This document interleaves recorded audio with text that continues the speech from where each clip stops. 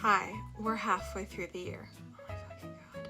And I'm here to show you my 3 favorite books I read so far this year. Yes. Bee Sting by Mr. Paul Murray.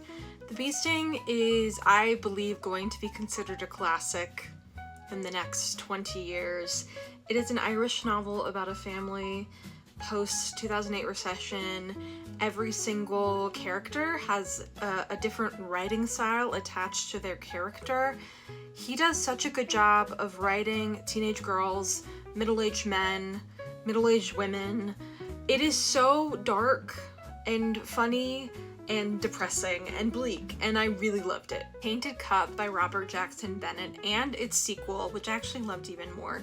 This is a Sherlock Holmes sort of retelling, Sherlock Holmes Watson, but it's a sci-fi book set in this sort of colonial empire.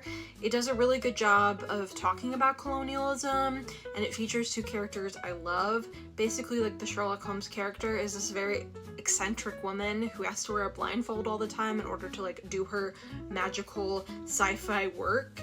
And the Watson character is a bisexual just having a really hard time. I really loved both these books. I think they're so much fun. I think their writing style is so, like, gruesome and charming, if that makes sense. Nice and the Good by Iris Murdoch. This is a book that my boyfriend gave me to read. He loves this book and I absolutely adored it.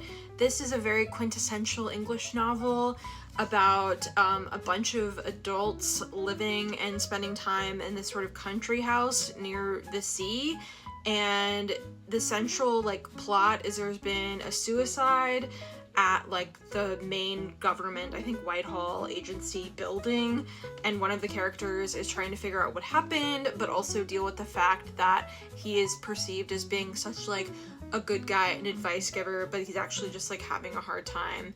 It is really, really good. It's really funny, and the end of the book, the last, like, 50 pages are so exciting.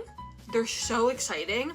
I loved this book. I love a sprawling book with lots of characters, and I also found this book to be deeply hopeful, which I have heard is not always true about Iris Murdoch, but I loved it, and I tore through it.